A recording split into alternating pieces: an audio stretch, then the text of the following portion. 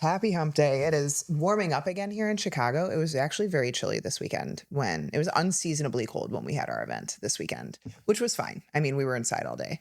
Um, but it was a weekend. It was an amazing weekend. I was just trying to think, I'm like, maybe because it was just adrenaline high and like, I really wasn't that cold when we were outside, but No, yeah, I mean, it wasn't cold. It was like in the chilly. 60s. Yeah. Yeah. Yeah. So we're going to talk about the event, the Unstuck 2025 event. It was amazing. And I think Megan's husband asked us a question that we'll kind of go through and just give you a little bit of a recap today on the best, most surprising, and the worst. The blips. I wouldn't say like the worst because there was nothing that was like horrible. But, you know, when you're planning an event, you have in your mind just like a wedding, how all the fine details are supposed to go. And then I think maybe we can talk about takeaways that we're going to plan for next time. Yeah, absolutely. So if you are, new to the fact that we had an event, we hosted and we have been talking about it for a bunch of people messaged me on Instagram. They were like, I didn't know this was happening. I was like, really? Because I've been posting about it for like at least a few months now, pretty consistently. So we hosted an event in Arlington Heights, which is a suburb outside of Chicago, about 20 minutes from O'Hare. And it was an all women's event and it was called Unstuck. And it was about getting yourself unstuck mentally, physically, professionally, whatever it may be. And the weekend had amazing speakers. We had HRT experts. We had experts talking about GLP-1s. We had Vince who talked about the effect of dopamine and how much the body and the mind are connected. We had Rachel talk about very similar nervous system. Roxy kind of talking about your relationship with self. Liz and I talking about maintenance is a myth. So there was just so much information. And I think one of the coolest things, I would say this might be my most surprising thing, was that all of the presentations related to each other without planning. Mm-hmm. So none of us talked to the speakers other than like, hey, what do you want to talk on? We didn't give any input. They didn't talk to each other. And all of the speeches and, presentations essentially kind of had similar themes. And I mentioned at the end of the event, it was like, one was you have to be true to yourself. You have to trust yourself and live your life and no one else's. And the other is how much your nervous system and your mental, emotional affect your physical and vice versa. Mm-hmm. And how so many people nowadays, especially, just live in this chronic state of stress. And we focus all about the physical healing and we focus about what tests do I need to run and, fear of seed oils and water quality and all the foods and all of these things. And it's like, yes, those matter, but if you mentally or emotionally are not in a safe place, you're not going to get very far with the physical. So yeah, I think a lot of people overlook that in terms of they just think it's going to be similar to what we talked about in our presentation, a test and a protocol. Like I have so many messages where I'm talking with people on, Instagram and they're saying like, yeah, I worked with this functional doctor and they ran this test. So now I'm doing these hormones. So they ran this genetics test. So now I got all these supplements. And I'm like, they're still working in silos. You're still basically just trying to throw supplements at symptoms, which is a big part of what we talked about. Like that is a big pet peeve of mine in the functional space. And you ultimately end up no better than conventional medicine because it's just a pill for every ill. And so really talking about the strategy behind what we do in our practice, thinking about Roxy and Rachel opening on Friday, I had written in my notes, you are worthy of love and freedom. And I love that Rachel talked on freedom because ultimately the whole point of healing and taking this journey to improving your body and getting to a place where you feel good is to fucking live your life. And like so many people are still like, oh my God, I'm stressed about this morsel that's going to go in my mouth. How many calories is it? Does it fit my, macros? Or am I fasting on this day? Or just like the stress over like rigorous protocols still. And I think that what she really drove home is that you can have freedom from all of the rigorous things so that you can, live your life ultimately. And that just has to be something that you consider with how easily you are triggered from a nervous system perspective. So yes, that definitely wove together very, very well. I think, just kind of talking about the things that we know going forward that were maybe surprises to us or didn't exactly go according to plan. We can, start there because I think this is just like funny behind the scenes stuff. Number one, I would say is the setup. So, my husband, he was doing all of the tech stuff, all the things I don't know how to do. I can barely turn the camera on, in terms of making sure that we're able to get the sound and the mics and the cameras so that we can have all of the replays of the speakers. And thankfully, the owner of Koshal was there on Thursday to help him, set up. But then they were kind of playing Tetris with the chairs and the tables because the venue says that it would host or, be able to accommodate 100 people. And I think we ended up at like 62 or 64 individuals. And it was comfortable. Let's just put it that way. Like we probably wouldn't have wanted more in that room because with the chairs and the tables, I remember Art was just sending me like those emojis of like the face of like, oh my God. Yes. So that was a surprise. And I think obviously next time when we think about, the event, I still say 75 is probably where we would cap it because I loved the intimacy and I don't want to lose that no matter, how big we get. Maybe I would rather just have more events that are still more intimate than having like this huge thing. Cause even it was hard to talk with everyone and have enough time, to spend. And it's precious, right? When you have clients that are coming from, other parts of the US to come see you. So that I think was just surprising on the front end. And again, thank God we weren't just like walking in Friday morning thinking like, we'll just set these things on the table and it's all going to go smooth because there was about 7 hours, 8 hours maybe of that setup ahead of time to get the. Yeah. All right. If you're dealing with water retention, you're waking up puffy, your ankles or your wrists are really swollen, or you can't get your rings off, and maybe you're even dragging throughout the day, no matter how much water you drink, there's actually a good chance that you're not actually hydrating properly. Exactly, because water alone is not enough. You need electrolytes, you need sodium, potassium, magnesium, because those things actually pull water into your cells. Otherwise, you're basically just flushing it out and wondering why you're still tired, you're still bloated, and you're still sluggish. But here's the thing, most electrolyte supplements out there aren't helping you in any way because a lot of them contain things like natural flavors, food dyes, and maltodextrin, which can irritate your gut. And these things can also spike your blood sugar when you're trying to heal. That's why we both started using Buoy. It's super simple, just trace minerals and electrolytes in liquid form. No flavors, no colors, no sugar, no sweeteners, and you squeeze it into whatever you are drinking. Water, coffee, tea, smoothies, you name it. And it's clinically backed by science too. So studies have shown that Buoy helps you hydrate better, 64% better in fact, and that's data coming from key blood and urinary markers, not just marketing fluff. And honestly, you can feel the difference. I've had many clients tell me their digestion's improved, they have less headaches, and they're better energy throughout the day. And Buoy isn't just for people that go to the gym all the time and sweat a bunch. They actually offer a 35% lifetime discount for anyone that's struggling with chronic illnesses. Things like POTS, Hashimoto's, Crohn's disease, chronic migraines, and every autoimmune condition. They're really committed to making better hydration accessible to people who need it most. I actually throw it in my coffee every morning because it's such an easy upgrade. You don't even taste it, but you're definitely gonna notice if you miss it. If you're tired of playing hydration roulette and want something that actually supports your body, you've got to try Buoy. It's honestly one of the simplest ways to feel better faster. At running smoothly. No, that was extremely surprising. I'm sure more to Art than it was to us because it was already done by the time we got there. So yeah. I appreciate Art and Matt from Koshal, who was amazing all weekend.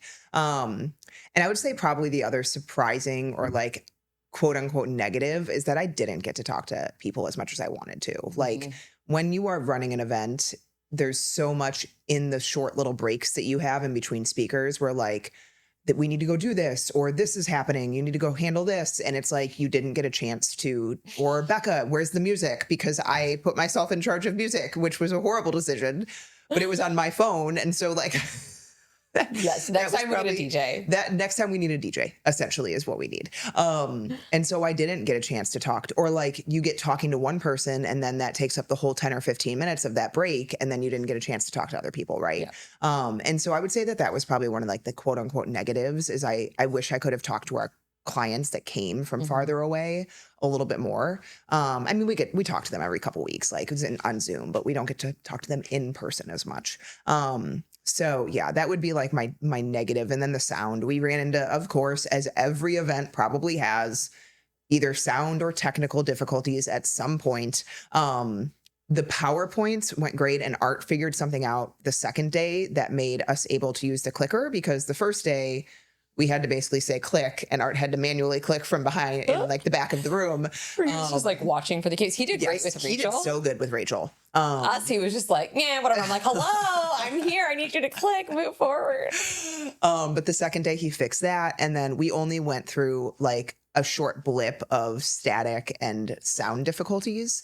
And then the rest of the time we realized we just need to use the handheld mics, and that worked much better.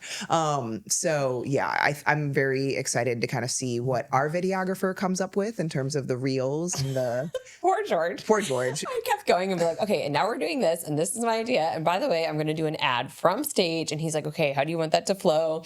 And then I was telling him like, oh, we could also do it this way. So he just basically kept like watching for me. Like, do I give you the mic now? Do I change my lens? And I was like, okay, this is it.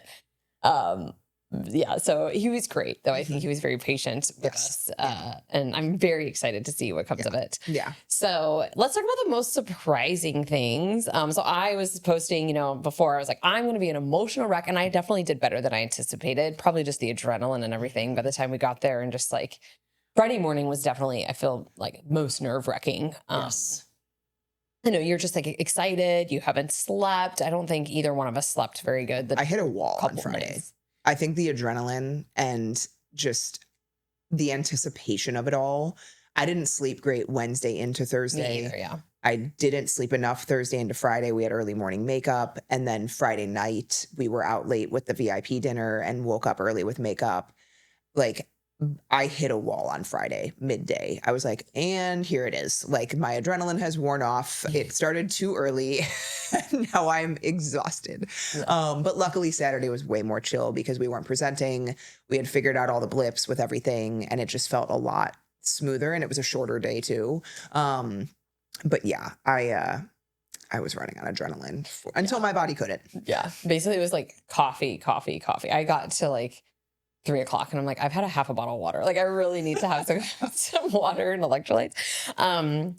But yeah, so I think the most surprising, we'll just start. I woke up at 4. Friday morning, same thing, didn't sleep because we had our team in town Thursday to go be with them. So Wednesday into Thursday, didn't really sleep. Thursday and Friday, definitely really didn't sleep. And I got up at 4 and I got a message from Ashley, our assistant. And she's like, hey, Aaron's husband wants to send flowers. He also is sending a nice note that he would like for you to share. And I'm like, okay, whatever. And then like Aaron is one of Liz's clients. Yes, Aaron is one of my clients. And so then like 10 minutes later, because she didn't say like where the note was or what the note was or anything like that, just that, hey, he's going to try to send flowers. And if it works out, I'm like, okay, cool. And then like 10 minutes later, just turn on the waterworks. Oh my gosh, just such a sweet message that he wrote. It was for me to read to her, but I was a ball. Like, I cried reading it. We were getting our makeup done. Becca even cried reading it a little bit. Yes. And then I got into the car with Art to tell him, and he was like, what are you talking about? And I was like, I don't know, because I can't even get it out to tell you because I'm going to cry. So I'm just not going to tell you. Don't worry about it. It's fine. So thankfully Becca read this, but it was just a very sweet note to her about getting his bride back after 22 years. And she shared her story. And, we were even talking about this with our clients that shared their stories. Like, oftentimes, we're going through it with them when they're at their worst, and we're looking at, where they're coming in. But, she even shared some of the things that I didn't know in terms of over the course of those 22 years, having 8 miscarriages and just the mental, emotional things that, obviously they went through together. And now that she is in a much better place, feeling so good and like herself again, and obviously just an honor to be able to work with her. And that was so sweet of him, but it was definitely surprising and like shocking. And so that was fun. Yeah. I remember reading it. And before I read it, I kind of mentioned to everyone in the audience, because I think a lot of people go through that mindset of like, because you maybe don't love yourself in that moment of, maybe you're at your highest weight, maybe you have all these symptoms, you're a shell of yourself because you're not feeling well, you're fatigued all the time, you can't function as well. You assume that other people don't love you as much because you maybe don't love yourself. And I tried to explain to the audience, like, I want you to understand that all of the people in your life love you and believe in you no matter what, hopefully, if you have good people in your life. And we just have to get back to loving ourselves. And so I kind of read it as like, this is a message to everyone. Yes, it was obviously written to Erin and it was from her husband. But he basically said in the message, like, thank you for giving me my bride back. I always loved her the same, but I think, in this place, she's so much happier. And it was just really emotional. And I saw many people tearing up while I was saying that and then reading the note, like Yeah. people felt it. Right. And I would say the most surprising for me was one of my clients shared some stuff that I didn't know either.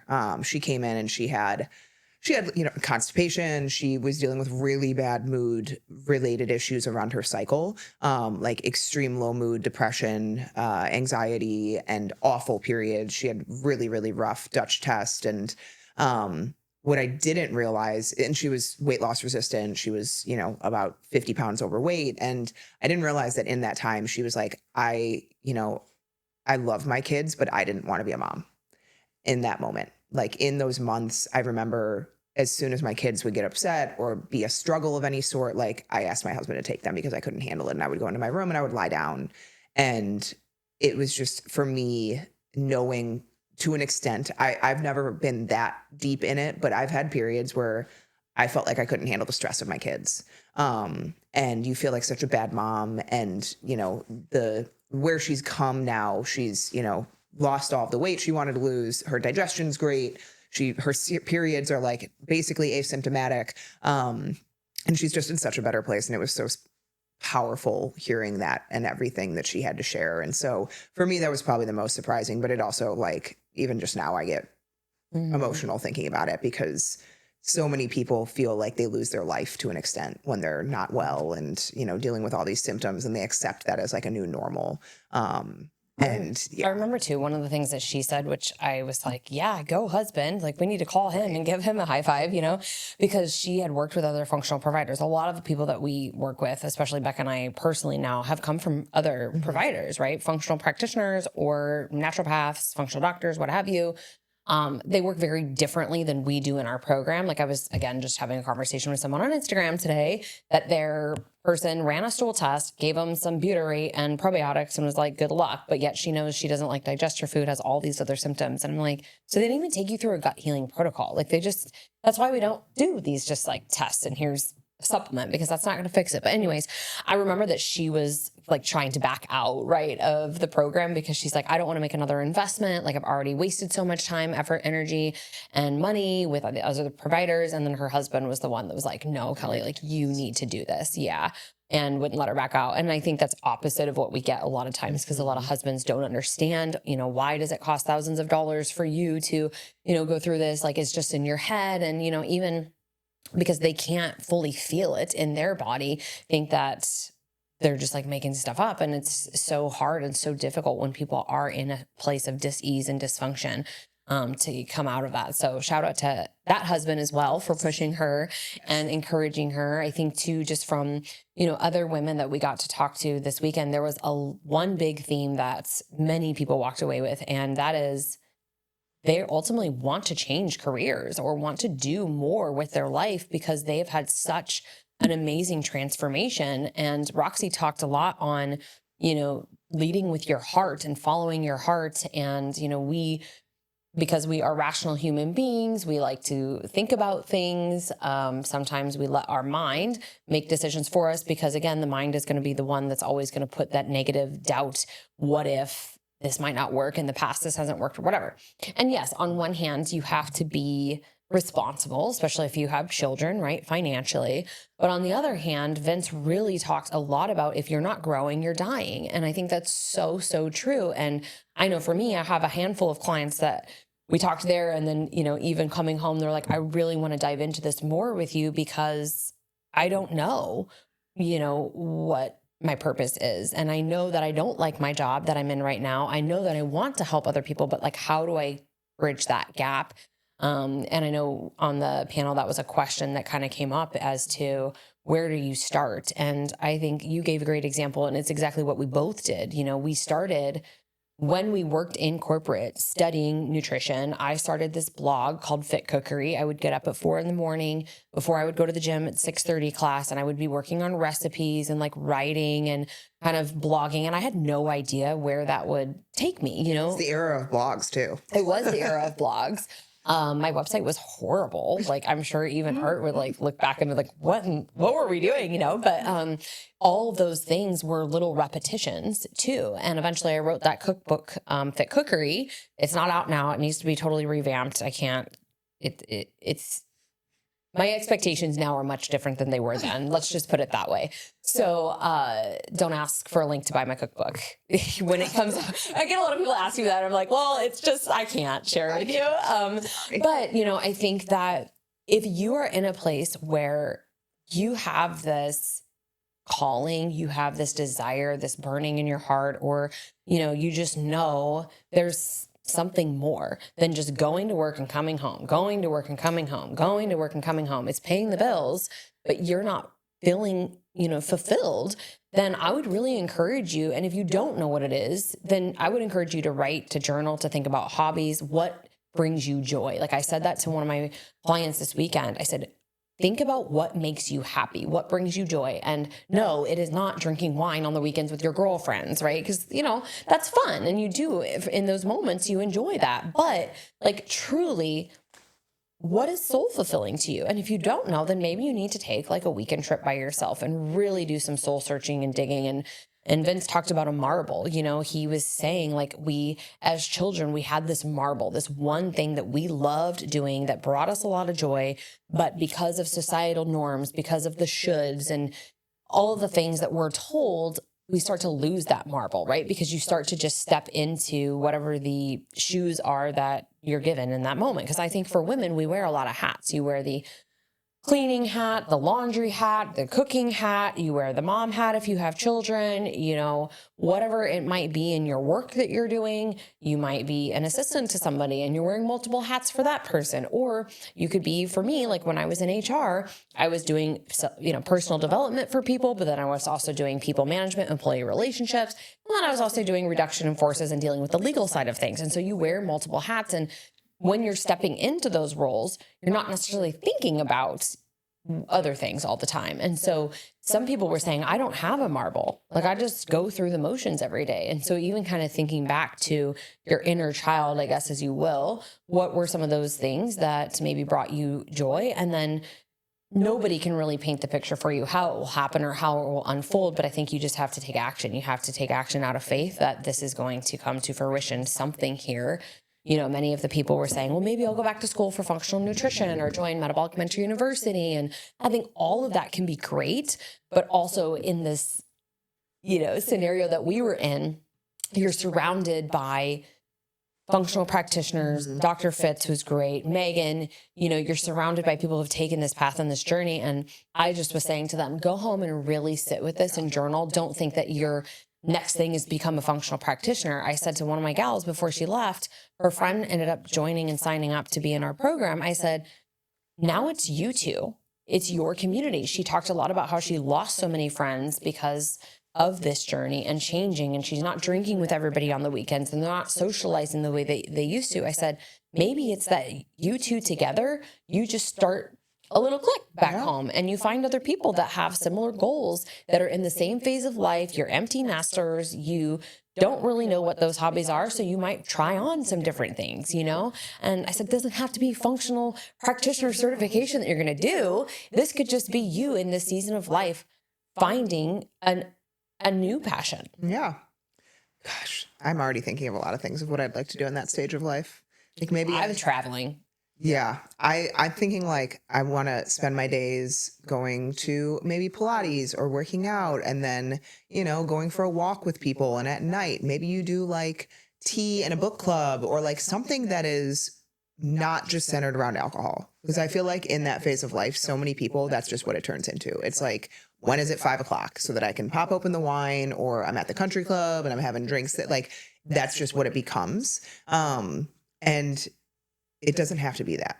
It can be, you know, lots of people want to live healthy lives. And I know they're in Arizona, which is like a huge hub for that. They also might be moving. Oh yeah. That was a message I got on Monday. I was like, wow, there's so many twists and turns here. Oh my goodness. But yes. Yeah. So either way, I agree. And I think one of the big things that Roxy brought up that I think is a great idea is just be curious. Like one of the things that Liz and I mentioned many times is write things down, create a timeline. Like don't just have all these things floating in your head. And I was actually listening to Alex Hormozy this morning because he was talking to, sometimes his podcasts are talking to people at his event. They turn into a podcast basically. And he said, at the end of this event, you probably have 8, 9, 10 pages of notes. But how about you take a blank sheet of paper and from those 8, 9, 10 pages, write down 1 to 2 things and focus on those 1 to 2 things, make them consistent. What is really going to move the needle, right? Because I think a lot of people get drawn to things that they're good at or that they love when in reality, maybe it doesn't have to be that, right? Like maybe it's something that you do love, but you're not good at yet, like if you do want to go the functional practice route, someone has to be your first client at some point. Like you're not going to perfect things before you start working with people. Gosh, I wish I could go back to the first clients that I had and be like, let me help you again, because what I did back then is probably nowhere near helpful compared to what I could do now, right? But you have to get that experience in those reps, like Liz was saying. And so first, figure out maybe what that is. And that might not happen overnight. You might figure out over time by trying certain things and being curious about certain things that, oh, I thought this was going to be it, but like, I actually don't like this that much, right? And so I wouldn't put all your, coins in a basket. Try and put them in different baskets at first and figure out what your thing might be. And it's okay if what you thought it was doesn't work out, right? Like how many times you might fail and figure other things out doesn't mean that it's complete failure. It just means you're learning, right? Taking that different perspective shift. So, I think in terms of like the best from the weekend, I don't know if I could actually pinpoint one thing. I would say that a lot of people have asked me since the weekend, like, how do you think the weekend went? How did the event go? And I just get this like wave of gratitude and happiness thinking about it because it went as well as I could have ever imagined it going. Like I really didn't know what to expect because I've never thrown an event. I've been to events, and what I will say is I think like Liz was saying, the intimacy of the event, you and Art might need to talk because Art told me our next event's going to be 500 people. I think the intimacy of the event I really did love because people were able to come up to us in between talks and truly converse with us, which I really do love. Everyone was so grateful. They were just, it filled my cup more than I could have ever had hoped. And so to everyone that attended that's listening, we cannot express deep enough gratitude to you. You made the event just as special as the speakers, as our team, as we did, because it really did feel like a community and a family. It had a slow beginning, so people were quiet. And I feel like by the end of it, the energy changed. People were more, conversing to each other, and it went perfect. Yeah. Yeah. I think that especially for our first event, it went really, really well. I know the speakers that were there, they have done events themselves before, and they thought, very highly of it and said the details were, really thought out and that it was fantastic. I think also looking at our speaker lineup and our partners and sponsors, we really lucked out. And I said this about Vince, when we were there, but he has such a huge heart, like obviously within the Vital Network, they sponsored lunch for us, and then Vital Medical came and Megan shared. And then, from the New Ethics side, they were able to share some, really good things for the goodie bags and whatnot. And so we were really blessed in that way as well, because I think it's fun, to give people things. So all those goodie bags and all the things that we did to design it. But, one of the things that I took away, and I think this is probably falling under the umbrella of like most shocking, is Dr. Fitz, she presented on hormones, and optimal is not normal. And we talk about this all the time. And she was sharing a story of testosterone, her favorite hormone, which I love testosterone too. And I think that we've talked a lot about that on this podcast. We've talked with Jay Campbell about getting optimized hormonally, and that you really, if you're in a relationship, want to have both partners be optimized. And so she shared a story of one of her elderly couples and how about 3 months after they started their hormone optimization protocol, they were, telling her about finding that awesome intimacy and having sex for like 2 hours twice a day or on vacation or something. And so one of the ladies that was there, she was like, what? Tell me more. Like, honestly, though, she was really in tears because women go through life and they suffer and they struggle and they think because, thank you, conventional medicine doctors who don't help this situation at all, this is just how it is. Like, I have dry vagina. It's like, I remember postpartum, my vagina literally some days felt like sandpaper. And I was like, oh my God, if this is what women go through in menopause, I am not here for it, you know? And that's because of the drop in hormones. So postpartum, you have all of these hormones that have depleted. And so, you know, doing like the suppositories with the estradiol and coconut E and all that stuff as hormones came back online, it's not an issue now. But it was really surprising to me. And as she started to open up and share, one, her grief that like she's lost all these years that she could have felt good, but two, her excitement and her hope that she can get this back. And her husband, I don't know, she's probably in her 60s, maybe late 60s, can have this intimacy again. She's just so excited. And as she was doing that, more and more women around the room were talking to each other and saying things and like, you know, really just their eyes being opened. And as much as we share on the podcast, like I know people were saying like, oh, I didn't know this event was going on. You know, it's like, okay, but we share all the time on social media, on the podcast, in our email list. We're probably, you know, feel like I'm bombarding people, but it just was a reminder to me that there are so many people that we still need to help. And so great that, yes, you know, you want to have an event with 500 people someday, you know, maybe that can happen. But from a standpoint of the intimacy, if we're going to continue doing, you know, multiple day events, maybe one day is an intimate day, VIP, and then the next day is like a big event or something like that.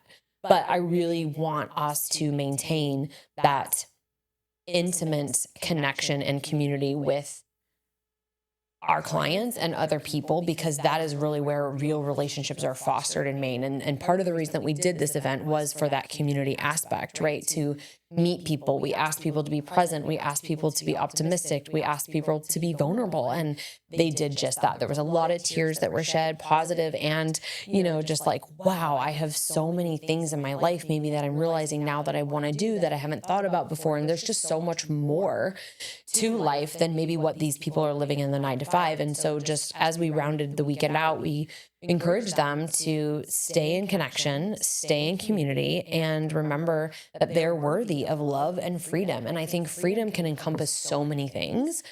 Freedom from, you know, the digestive issues that bog you down, freedom from that job that you feel like you are in prison in, you know, freedom from your relationship that you have with yourself and your body, right? Always focusing or obsessing on the scale or this fat showing up here or that, and just like really getting into a groove that you feel proud of who you are, you feel happy with your life, you feel like you are on a trajectory of living the life that you desire and not just watching your life go by. That was one thing I said about my client, Andrea, who, you know, when she was like, I'm going to cancel this trip. I'm so bloated. I can't go. I've gained all this weight. I was like, absolutely not. We are not canceling this trip, right? We have a life to live. And we did some crazy protocols before she got, you know, to the time frame of her trip. And she's in a much better place, went without digestive issues, got some of the weight off before. So she was very, very happy. But the big thing that I said to her is, if you don't go, you're just watching your life basically pass by, because the time will pass anyway. And so I just thought that there was so much more that came out of it than I could have hoped for people on that emotional side. It wasn't just all functional medicine. It wasn't just all like protocols and everything. There was so much hope that was given, even with that knowledge and understanding. And hopefully we can get Dr. Fitz to come and do an in-person podcast with us and share a lot of what she shared. And if, you know, you don't already, follow her on Instagram, because she talks a lot about these things. And maybe you don't have to go super high levels to be this like crazy optimization place, but maybe it can be a way for you to understand just how important hormones are, thyroid hormone is, especially if you're dealing with slow motility, weight loss, right? We share all this stuff on our podcast and we try to say it 10 different ways so that somebody who didn't get it the first 10 times gets it, but she might say it differently, or you might grasp onto something that she says and have that aha moment finally. And so I guess I would just say in the show notes, we will, share everybody that we had, but we do want to do another one. And so I think next week we're going to launch pre-sale tickets for 2026. And as we get closer and closer to be able to, solidify the venue and the lineup, we already have talked with a couple people in our corner, bigger names than were there this weekend, which is crazy to think about, and hope to get them on stage for you guys next year. But my requisition would be, or my prerequisite would be, if you came this year, in order to come next year, you have to bring a friend. Ooh, I like that. I like that rule. Mm-hmm. Yeah. I mean, I was thinking we do one in spring, we do one in fall, and, have it be trying to be a similar theme, because one of the big things that we wanted for this weekend was not just to be educational. Like Liz was saying, we wanted to have, if you came, like, what the people that were there talk about is a lot of what Liz and I talk about, but sometimes just hearing it from a different person is what you need, right? Which is why we brought them here. But the bigger piece is that I wanted it to be emotionally charging, and I wanted it to be something that filled people's cups, because most of the people, yes, there were some practitioners in the room, but like most of them were clients or just people that are regular people that don't have the higher level knowledge of functional health and all of those things. So we want it to be more for that general population, not the professional population, right? And sure, if those people come, they should get value as well. Just like I got value. I listen to Vince talk every week. I still got value from his talk, right? And so I'm so excited. I'm still on a little bit of a high from the weekend. It seems surreal. It does. It still seems very surreal. That, like, it's one of those things that I had to have a moment of be proud. Oh, yeah. Because Liz and I are both, and I'm sure she's probably feels the same way. Okay, then what? Like, okay, next step. Like, always, it's never enough. It's never enough. We have to be better for our clients. We have to build the business bigger. We have to, like, it's just never satisfaction, right? Which is a blessing and a curse. But I had to take a moment Sunday morning. I told Liz this. Well, I was going to share something that's from my post, but stupid Instagram will not. Y'all, I'm fighting with Instagram recently, but this is so funny. And then I'll share my side because. So I was just like, on Sunday morning, I was driving home to make it home for church. And I just was like, I can't believe this weekend happened. I'm so proud of myself. I'm so proud of us and the team and everyone involved. And I'm amazed that these people came because of us and because of FitMom and what we've built. Because I have the history of insecurity. But anyways, I was like, okay, I have enough time. I'm going to park around the corner from our house for like 5 minutes so that I can write a post on social media, so that I can get it out of the way. Like, I wanted to write a event recap, kind of like thanking everyone, and post a carousel of different photos. By the way, I took no photos on my phone, and George, our videographer, obviously doesn't have the photos to us already Sunday morning. And so I was like scrapping around trying to find photos and taking screenshots of Instagram stories and all of this stuff. But anyways, I'm sitting there for maybe like 10 or 15 minutes putting together this carousel and writing on Instagram so that I can post and just be present with my family the rest of the day. And then Nick, my husband, I see walking around the corner of our block, because I was like, we're in the middle of / end of our block, and I was parked like just around the corner, and I see him walking, and I'm like, what the hell? Are you tracking me? And he was like, well, I wanted to make sure that you were going to be home in time for church, and I looked at where you were like 15 minutes ago, and then you weren't home yet, and so I looked again, and you're sitting around the corner, and I'm like, this is weird. Give me a second. I'm trying to be present when I walk inside the house, so I did this instead, but you obviously didn't let that happen. And so it's like, my husband's just tracking my car and my phone. So anyways. Oh my gosh. Yeah. Okay. Just on that note, there's so many people that like track their spouses to and from places. He just wants to mess with me. I'm like, what is going on? Because I used never to track Art when he would ride his motorcycle like on Sunday mornings. So just, in case anything happened or whatever. But anyways, so this has not gone up yet because Instagram doesn't now and wants to like be weird. But I just was writing. I took a day just to kind of soak it all in. And I was kind of thinking about the fact that we dream board, right? We vision board, we put these things on our goals. And then when you are going through it, it almost seems surreal because you're actually living out that vision and it's coming true, right? To life. So I was more reflecting on, honestly, a lot of the hard work. And I was sharing with one of our clients, we were talking at the end, she heard me say that we hit our first, 7-figure year last year. And I was sharing like, you call your family or your friends and they just don't understand. If they're not entrepreneurs, I don't think they have the capacity to understand. And one of the questions was like, okay, so what does that mean? And so Andrew was like, that means you're fucking built the business, because I was like, it means we're building a business, like it's not like when we first left corporate and we're doing nutrition coaching, like, no, we have this amazing functional medicine practice that serves women all over the world. And maybe they don't realize that. And it's honestly not, to me, it's like, whatever, I don't really care if you realize it or not. What I care about is the people that we are serving in our community and the lives that are being changed. But her friend, her and Andrew were like, no, like you built the business. And she was like, Liz, look around.